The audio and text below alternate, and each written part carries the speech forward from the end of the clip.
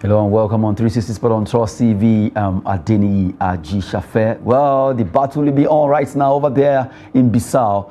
Talking about Nigeria versus Guinea-Bissau. The second leg, the first leg ended in favor of the White Dog, as they call them, in Abuja, and the second leg is right now on over there in Guinea-Bissau. The big one is, can Nigeria defeat them? Well, the coach of Super Eagles, Jose Pizarro, is saying we are here to beat Guinea-Bissau, and I will be using that particular topic to start with Emmanuel Fashemi. I can see the anger in your face. Maybe I mentioned Jose Pizarro. Yes, he should know that he's walking on a very tight rope as he stands right now, because he has lost. He should have it at the palm of his hand that he has lost 5 games, and that is not good for the reputation of Super Eagles. It's not good for his own reputation as a coach.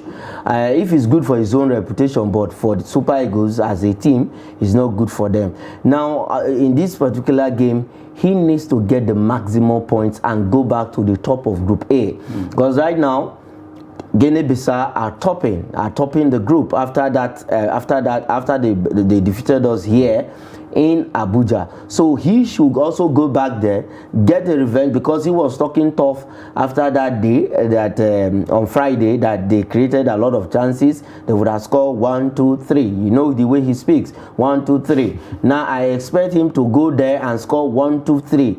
Now, because as it stands right now, if anything happens in this game that is ongoing, then I think NFF has no choice than to pull the plug as it stands. Because But he said he's unsackable. He's very sackable, because he was given a contract. They can also withdraw that But we contract. don't know the content of the contract or the terms and agreement. No, we don't have the terms and agreement. But when the marriage is becoming sour, then the NFF has to pull the plug, because if they want to stick with Pizarro, then Super Eagles will dwindle and become just mere Eritrea. We beat Super Eagles. I think there's one small country in the world, a self-acclaimed country in Nevada in US. It's called Molosa. That same, just 32 people can beat Super Eagles if they leave Jose Pizarro. Is that how bad our footballers turned to? That is how bad it is, because sincerely speaking, Super Eagles were not playing, as in there was nothing to write home about Super Eagles. They were not playing as if there was something at stake. There was no cohesion, there was no team spirit, no teamwork, nothing at all. Tactical approach, zero. Now, from what Pizarro just mentioned, that we are here to beat Guinea-Bissau. That's what we're looking at before we focus on this match. Pizarro, if you check his record, all the matches he has played, how many eight team has he defeated? He has not, none, because the whole A team against Mexico, we lost. Is Mexico an A team? Yes, of course. Yes. Portugal, we lost.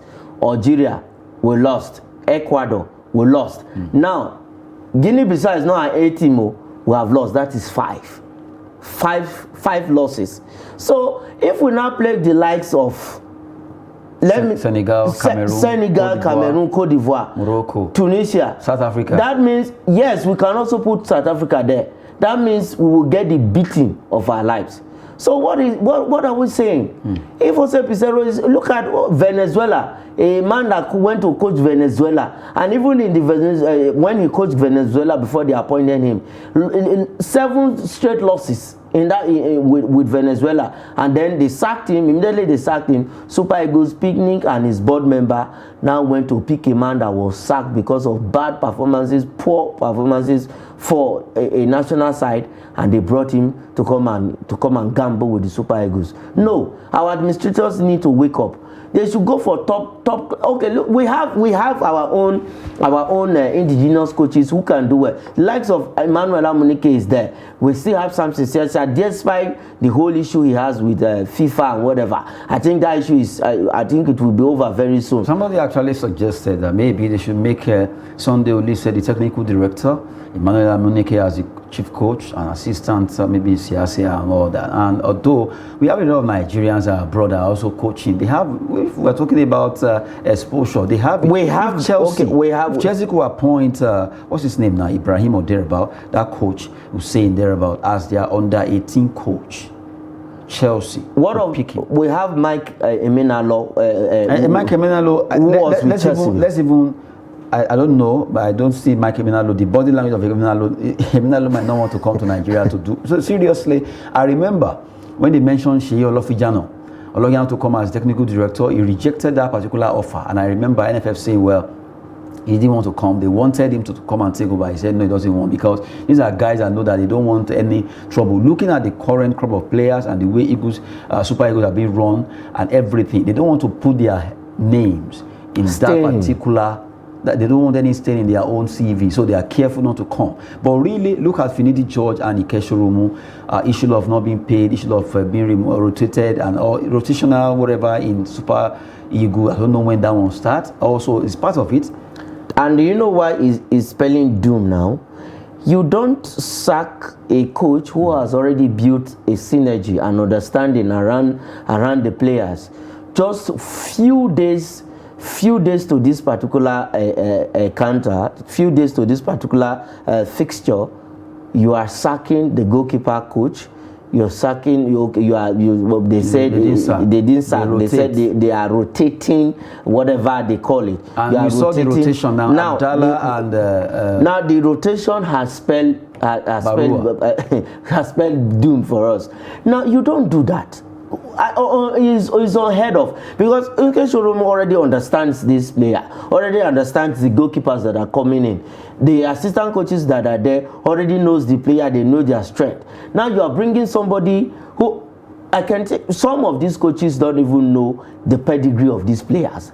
So somebody who has already... Then for you to pick, for Pizarro to pick under 20 goalkeeper trade. Not even under 23. That is even close.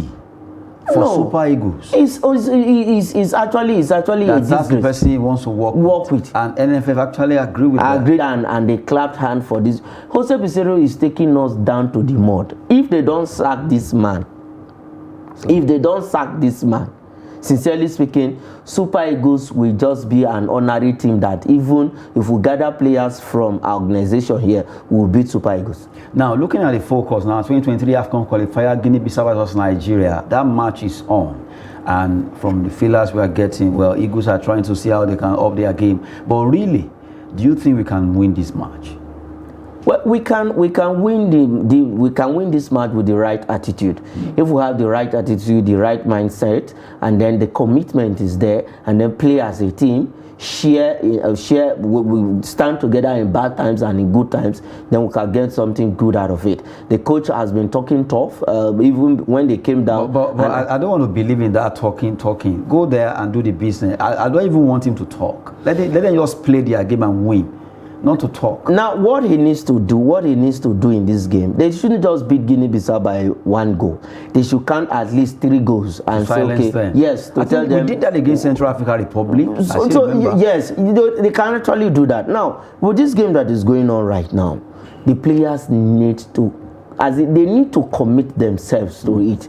They need to show that hunger, because first the hunger needs to be there. Now before they left yesterday morning, collectively they apologized to Nigerians individually. Now we want to see that collective apology turn into fire on the pitch as it's going on right now. They should turn the apology to fire and then do the needful. If we lose this game, we are not going to Nations Cup. Then we will start the permutation. We'll carry our calculator. If Sierra Leone now beats Guinea, Sao Tome now draw. What was all of this? And funny enough, Sierra Leone are trailing us by just a point. They have 5 points now. Yes, of course. Sao Tome and Principe. We are a point behind Guinea-Bissau. So Guinea-Bissau knows that, okay, if they can hold this one, they will be going for either a draw or a win. Because they want to widen the gap from 7 to 10 or 7 to 8. They wouldn't want Nigeria to win. Why? They know that if Nigeria should win, we are going to be on 9 points and they will be on 7. We'll be comfortable. Yes. Because probably we are still going to play. I think we'll play Sao Tome and Principe back here at home in Abuja and then go away to Sierra Leone. Maybe it's going to be Uyo. I don't know. They should take it to Uyo, because Sao Tome can come here and show us. Wait. Now that I just mentioned that you said they should take it to Uyo, are you afraid of Abuja Stadium? I'm afraid of Abuja Stadium. I stand right now because sincerely speaking, the first time this stadium was launched, we lost against against Brazil 3-0. And then after that, and some persons were saying anybody won the Champions League there just by sheer luck. Okay, but it's not as if we have never we've won. I still remember that match that we played 2004, right? Yes, when Obafemi Martin was debut, we scored 2 goals that day. It's not as if we have never won there. After our ladies, the Super Falcons, they qualified from that particular pitch. Yes, they did. The under 20. Flamingos, 2015, the Falconets, all of them. I'm talking about the Flamingo, the Falconets. They also did well in this, in fact, qualifying for the World Cup. So, what happened to the Super? Is it only Super Eagles that the stadium is not favoring, or what? If you look at the trend, I don't really want to say maybe because of the stadium. Now, but at least some people are attaching some superstition there. Yes, part of it. In fact, you particularly mentioned that we should have worn green. Why do we wear white? My goodness. Part of it, because whenever these guys are playing in Abuja, I don't know. They feel too relaxed, as if okay. Maybe the fans, if they're to be in Lagos, the Lagos fans are very, very brutal kind of. Yes. They are very fierce. They are seriously troublesome. So the fear that this is Abuja is more kind of calm when it comes to. In fact, the day we couldn't qualify for the World Cup.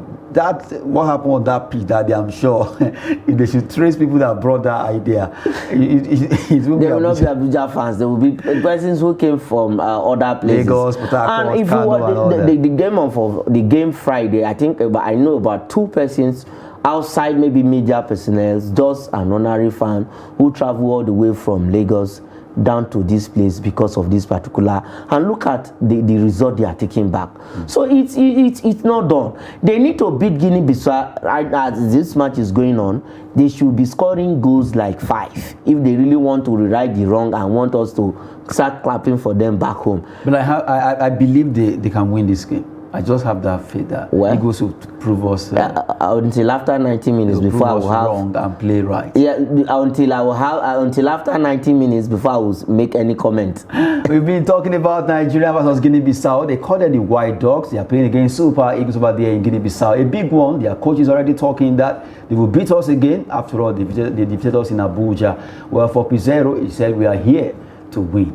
We're looking at that particular story. Well, but also that Eagles will really answer them back by defeating them hands down over there in Guinea-Bissau. While we're doing that, we quickly need to just move around to touch other stories in the world of sport. Let's look at the NNL, the second tier of Nigerian Football League. Now, let's look at the result. Matches were played across Nigeria, and we look at Northern Conference Group A1. Kogi United beat Mighty Jets. AFCC defeated ABS of Ilorin 2-0 there. Good one for AFCC. And you have FWC champions of Abuja playing goalless against NAF FC. It was a derby in that game. You have Katsina United 2-1 against Green Berets. City FC picked Jigawa Golden Stars. Good one for City FC of Abuja. And you have another conference A3, Zamfara United 2-2 against Sokoto United. That was like a derby also. And you have Kano Pillars against Kebbi, the KK teams, 3-0 in that encounter. Good one for Kano Pillars now. They've won 2 out of 2. Police Machine, they play goalless against Adamawa United.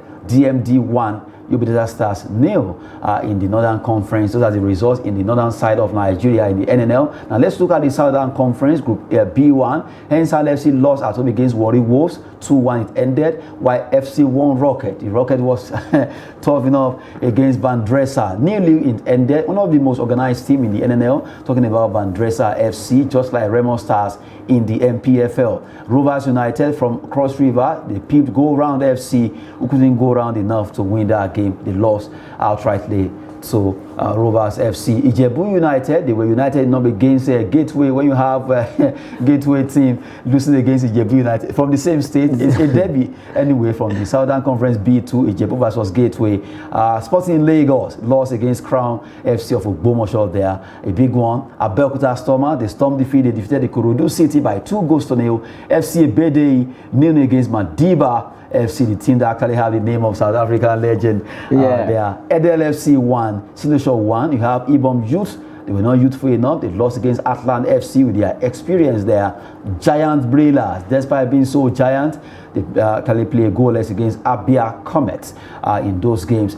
in the NNL North and Southern Conference of Nigeria. Good one. Match day 2 for the NNL after we saw some shocking results in the first stanza, where we actually had a total of 6 away wins in the match day 1, and in match day 2 we equally had some couple of away wins. We had one already in the Southern Conference, and for the NNL, good one that they have started and it's up and running.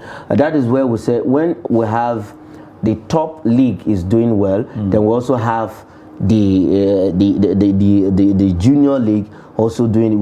We can see the transformation right now from the top to the second tier league. So this is why these are some of the criteria that are used in judging the leagues, how well you perform and how do you do on the continent. And for the NNL, I'm happy for AFCC. After they lost their opening game, they've been able to win their second game in their group, and also is vice versa. Kogi United, who also lost, now they've won at home. So if you look at the way the league has started this season, I just hope they continue in that line without hearing all this stadium evasion, violence, beating up of referees, this and that. No, I think we should not hear that in the league this season. We shouldn't hear that this season, although it's getting better right now. Looking at what IMC are actually doing with the MPFL, well, in the NNL, a lot of derby there. Looking at Ijebu United versus Gateway, you can actually call that one Ogun Derby. Big one. Kano Pillar also play against Kebbi. Good one for Kano Pillar, showing why they are the big boys in the NNL. They are really trying to roast almost all the team they've met right now. They won 2 out of 2. You can't dig that away from the NNL rather. Well, really, it's getting better. We just hope that the organizer of Nigerian National League will take a cue from the MPFL organizers, IMC, Interim Management Committee, really doing well how to sanitize our league, and really is getting better. Organization for Remo Stars, Vandreza, and all the other teams. Right now, we quickly talk about the Africa Cup of Nations qualifiers. Some matches also be coming up in different locations in Africa. Let's look at those fixtures as Nigeria actually playing against Guinea-Bissau. Let's look at Ethiopia will be facing Guinea, Central African Republic versus Madagascar, Angola against Ghana, Algeria away to Niger Republic, while Congo they're playing against South Sudan in Juba. Those matches are on right now across Africa. Just giving you updates concerning matches are on. Well, Nigeria and Guinea-Bissau, that's a game that all of us are quiet, hoping that Eagles will triumph in that particular encounter there. While we're giving you that, let's quickly look at European matches that will be coming up also. Games are on there for their own qualifiers for 2024. Let's look at those games. European Championship qualifying fixtures. Netherlands will be facing Gibraltar, a small nation, but football is no longer touted to be minnows anymore. France against Republic of Ireland, Moldova, Czech Republic, you have Poland against Albania, Austria, Estonia, Azerbaijan away to Sweden, and you have Hungary against Bulgaria, Montenegro versus Serbia. Montenegro versus Serbia should be a derby. It's a derby because both of them were formerly together before Serbia and Montenegro. Before the 12, as in they now separated, and which is going to be a cracker. Serbia will be playing Montenegro at home. It has always been a very tough one whenever these two nations are playing, and for other teams, for Netherlands, they will want to bounce back after that 4-1 thrashing from the hands of the Le Bleu, that is France. Then Republic of Ireland will be facing France, who are actually firing from all cylinder. And for Kylian Mbappe, the youngest captain right now, is enjoying life in France, doing great things and big things with them. And then Poland, Albania, it's another interesting match, but a very tricky one for Austria against Estonia, because Estonia is a team that they are like a shadow. You don't see them coming, but they know how to sting when it is the right time. And for Austria, being coached by Ralf Rangnick, it's going to be a different ball game. So quite interesting games for European qualifiers too. It will be coming up in 2024. So a lot of competitions where we also Africa is also jostling for their own qualification for the AFCON next year. Just giving you update there on the show where we're giving you those matches that will actually be up today over there in Europe in their own qualifier for Euro 2024. But a big one happening in Africa, fighting for who will win in their own group for the AFCON 2023 that will be playing 2024. Cote d'Ivoire precisely the place to be. But right now, well, the likes of Super Eagles are really battling with Guinea-Bissau. Well, the first leg didn't favor us. Hopefully the second leg will favor us because right now they've been talking that they will do it. And right now they are doing with their legs. And we just hope that the goals will keep coming from Super Eagles. Let's talk about some transfer story before we wrap it up. Antonio Conte, yes, he's no longer with Tottenham Hotspur. Antonio Conte leaves Tottenham by mutual consent. That mutual consent, they've been talking about it, no matter how money we exchange hands. Yes, I think the man has come out to speak. You know, when you have somebody who is always who is obsessed with success, who always want to be successful in whatever he or she is doing, and this is what you will stand to get. And when you see somebody who is vocal and then open, they don't know how to hide their feelings. This man has come out to show his feelings. He said the players are not showing. Maybe it should have been. It's good to show your feelings, but at times, it's not every time you show your feelings like that. You keep some at times. And coming to attack his player publicly, you know, the players actually felt they were thrown under the bus. You are all as a team. I know he mentioned himself inclusive, but really, that's a way you can do it. I don't make it so, you know. He won't be the first person to actually publicly, let me say, criticize his players. Not as though we have Mourinho at some point doing that. He has done that against Luke Shaw. At some point, he went to the press. Not just he went to the press and said Luke Shaw was, as in Luke Shaw was not up to standard. Does not have that quality to be a left footer. But the young man took it upon himself and became better. I think that was the fuel that makes Luke Shaw what he is today. And then the same thing he did to Fred. He went to the same press when he was Manchester United. Well, he didn't label the whole Manchester United. Yes, just individual players. But Conte picked the whole team. In fact, that statement he made that they are not ready to win trophy, if you know, it can be termed to be inclusive of the management. Yes, because that is true. You know, when Mourinho was at the verge of winning a trophy, and this man called Daniel Levy from nowhere because of, I don't know, the issue. Well, really, was that a beef or what, or it was just a mistake for sacking Mourinho? It was a big mistake for Daniel Levy to actually sack Mourinho at that particular point in time. If he was smart, as if he was covered with veil. Yes, right? I would say that, because if he was smart enough, he would have allowed Mourinho to play that final, and then after that final, you show him the exit, either he wins or not, you tell him to go. But he, as in, like you said, you know, he has the knife, he has the yam, he has the knife, so he decided to cut when he was not supposed to cut the yam. I can tell you, Mourinho, maybe, although we don't know, but he could have won that. Mourinho would have won that cup for Tottenham, and that would have been something that celebrating. A Harry Kane would have at least have a medal. Somebody was saying sometimes ago that when Harry Kane is telling his children story about himself when he used to play, then if the children, Daddy, where's the trophy? You will now be showing them a golden boot, that is highest goal scorer. So you look at it, and it was a very painful one for Harry Kane. If not that, they had to plead with him, because sacking of Mourinho actually wanted that. We wanted, as in, would have made that guy to leave Tottenham. The board had to step in. They pleaded with him, and a lot of issues behind the scene came up, and then the guys decided to just stay calm and watch how things pans out at the end of the day. But leaving Tottenham for Harry Kane, I think at some point he will go.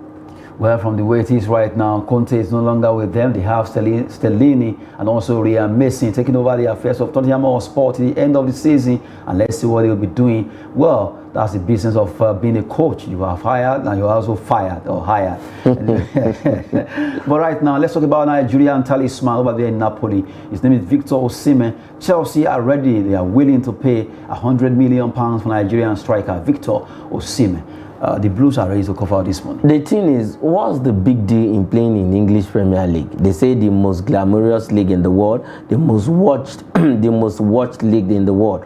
But for Victor Osimhen, I've always said this: he should just take his time, know where to go at the right time. Well, let's just hope that Osimhen will get it right, because from the way it is, a lot of clubs are coming for him, and he should just take a wrong move over there in Europe. Well, before we wrap it up, let's run through two stories. Aston Villa, Newcastle, and Brighton are keen on midfielder Alex Oxlade-Chamberlain of Liverpool. They want to get that player. Aston Villa, Newcastle, and Brighton. And you have Chelsea, Arsenal to bid for Everton midfielder Amadou Onana after an impressive start at Goodison Park. The Belgian player really has been fantastic for Everton. Now Chelsea, Arsenal, they are gunning for him. They want to pick everybody they can lay their hands upon right now, because the money is there. The man with the money, Todd Boehly, is ready to spend. And for Onana, fantastic player, good replacement for Kante. Well, let's see what happens concerning Victor Osimhen right now. Clubs are really gunning for the talisman from that place with Napoli there. Well, Eagles versus Guinea-Bissau, a big one there ongoing, which also that they can win that particular encounter. Thank you so much, Emmanuel Fashimi. Thanks for having me. I'm Adeniyi Aji Shafe. Thanks for watching.